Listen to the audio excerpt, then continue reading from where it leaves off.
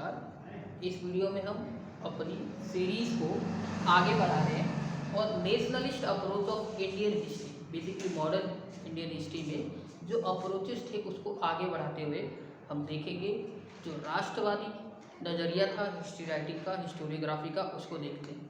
इसके 6-7 पॉइंट थे, इसके अलावा कुछ और बातें हैं जिसको मैं इस वीडियो में बताऊँगा और उसको अगर जान लेंगे तो नेशनलिस्ट हिस्टोरियंस की लिखी हुई कोई भी बुक आपको समझने में थोड़ी आसानी होगी, क्योंकि हिस्टोरियोग्राफी हिस्ट्री में पढ़ना बहुत इम्पोर्टेंट होता है।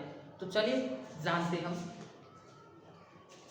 पहली बात जो हमको जाननी है, अगर कोई व्यक्ति आपका क्रिटिसिज्म लगातार करता रहे तो आप क्या करेंगे?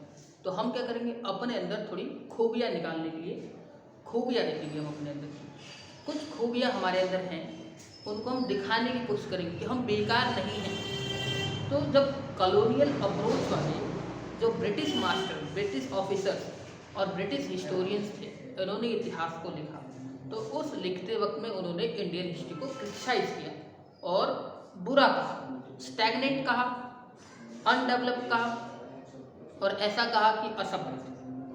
तो इसी के जवाब में एक नई विचारधारा आती है जिसको बोलते हैं नेशनलिस्ट अप्रोच। उसको देख लेते हैं। तो नेशनलिस्ट अप्रोच सबसे पहले इवॉल्व होती है as a response to the colonial approach, यानी कि जो कॉलोनियल अप्रोच थी उसी के रिस्पॉन्स में ये आई।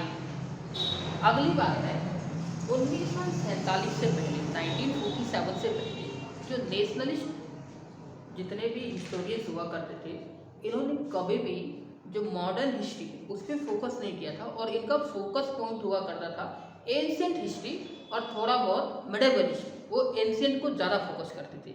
अब एंशिएंट को फोकस करते वक्त वो लोग क्या देखते थे, जब कॉलोनियल अप्रोच वाले थे तो वो लोग बेसिकली जो पॉलिटिकल हिस्ट्री होती थी उस पर ज़्यादा फोकस किया करते थे और पॉलिटिकल हिस्ट्री को ही क्रिटिसाइज उन्होंने किया हुआ था। तो नेशनलिस्ट अप्रोच वाले आए तो इन्होंने कल्चरल हिस्ट्री, कल्चरल एस्पेक्ट, इसके अलावा इकोनॉमिक एस्पेक्ट बताया कि इस एज में इंडिया काफ़ी आगे था, यानी कि कल्चरल पॉइंट ऑफ व्यू में और इकोनॉमिक पॉइंट ऑफ व्यू से इंडिया आगे था। इंडिया के पॉजिटिव पॉइंट्स को दिखाया आगे देखिए। तो इसके तो कुछ कंट्रीब्यूटर थे, आर.सी. मजूमदार और ताराचंद, ये दो थे।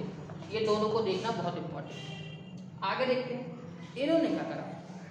भारत में नेशनलिस्ट फीलिंग के विकास के लिए भारत में राष्ट्रवाद आया इन हिस्टोरियंस के राइटिंग की वजह से एक कारण था।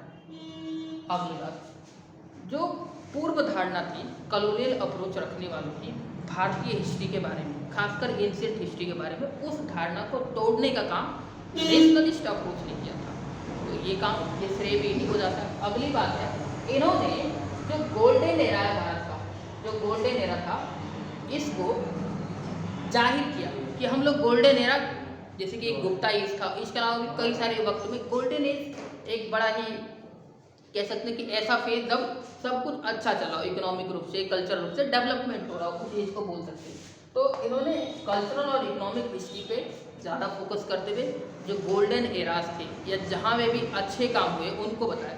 और एक बहुत इम्पॉर्टेंट बात है इनकी कि इन्होंने लोकल हिस्ट्री जो होती है, यानी कि किसी क्षेत्र की, मान लो हम पूरे भारत को ना बताएं और सिर्फ राजपूताना जो था राजस्थान वाला एरिया, वहाँ के राजाओं का इतिहास बताएं, तो वो क्या है, वो लोकल हिस्ट्री है। उनने छोटे छोटे राजाओं, छोटे छोटे क्षेत्रों, वहाँ पे क्या क्या विकास हो रहा था, क्या क्या सांस्कृतिक और आर्थिक प्रगति हो रही थी, उनको दिखाने का काम किया, उनको उजागर किया और जिससे हमारे अंदर में नेशनलिस्ट फीलिंग आई और उस नेशनलिस्ट फीलिंग के विकास का काम का श्रेय इन्हीं को जाता है।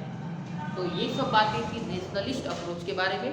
नेक्स्ट वीडियो हम देखेंगे मार्क्सिस्ट अप्रोच और उसके अगले में सबाल्टर्न। Thank you.